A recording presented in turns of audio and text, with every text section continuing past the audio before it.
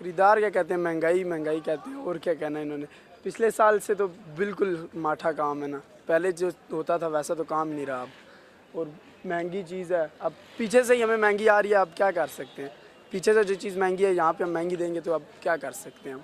अब वो भी कहते हैं महंगी है, अब हम भी कहते हैं हमारे लिए भी तो महंगाई है। कि हम इस चीज़ों को देख सकते हैं, इसके लिए हमने इतना पैसा है कि हम इसमें देख ही सकते हैं।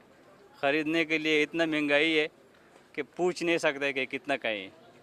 मुख्तलिफ महंगाई के हवाले से ये कि पहले महंगाई होती थी, नहीं होती थी, कम होती थी, लोग आराम से अपने बच्चों के लिए हर चीज़ जो उनकी बच्चों की ज़रूरियात होती थी वो ले लेते थे। अब ये है कि बच्चों की तो पूरी कर लेते हैं, अपनी रह ही जाती है।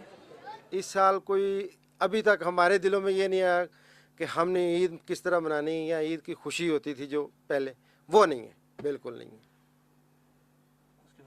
उसकी वजह बस ये है, एक तो मुल्क में हफरा तफरी है, दूसरा यह है कि महंगाई इतनी ज़्यादा है कि कोई बंदा खुशी से कोई चीज़ ख़रीद नहीं सकता। मजबूरी से ख़रीद सकता है, लेकिन खुशी से कोई नहीं ख़रीद सकता।